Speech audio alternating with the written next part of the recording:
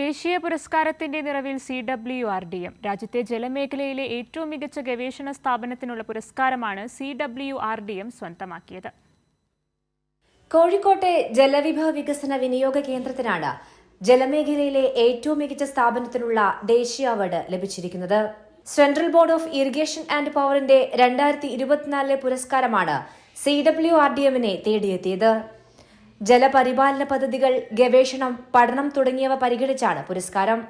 1978 സംസ്ഥാന സർക്കാരിന്റെ കീഴിൽ സ്വയംഭരണ സ്ഥാപനമായി ആരംഭിച്ച CWRDM പിന്നീട് കേരള ശാസ്ത്ര സാങ്കേതിക പരിസ്ഥിതി കൌൺസിലിന്റെ നിയന്ത്രണത്തിലേക്ക് വരികയായിരുന്നു. ജലശാസ്ത്ര പഠനങ്ങൾ, ഗവേഷണങ്ങൾ, പരിപാലനങ്ങൾ തുടങ്ങി പ്രകൃതിയെയും ഒപ്പം മനുഷ്യനെയും പഠിക്കുന്നതിൽ വലിയ പങ്ക് കൂടി വഹിക്കുന്ന സ്ഥാപനമാണ് CWRDM. 2024 വർഷത്തിൽ ഗവേഷണ പദ്ധതികളിലൂടെ നമ്മൾ എത്രത്തോളം പുതിയ പ്രബന്ധങ്ങൾ പ്രസിദ്ധീകരിച്ചു, പുതിയ സാധ്യതകൾ കണ്ടെത്തി, പുതിയ കണ്ടുപിടുത്തങ്ങൾ നടത്തി. നയരൂപീകരണ മേഖലയിൽ CWRDM നൽകിയ സംഭാവനകളും പിന്നെ തദ്ദേശ സ്വയംഭരണ സ്ഥാപനങ്ങൾക്കും മറ്റ്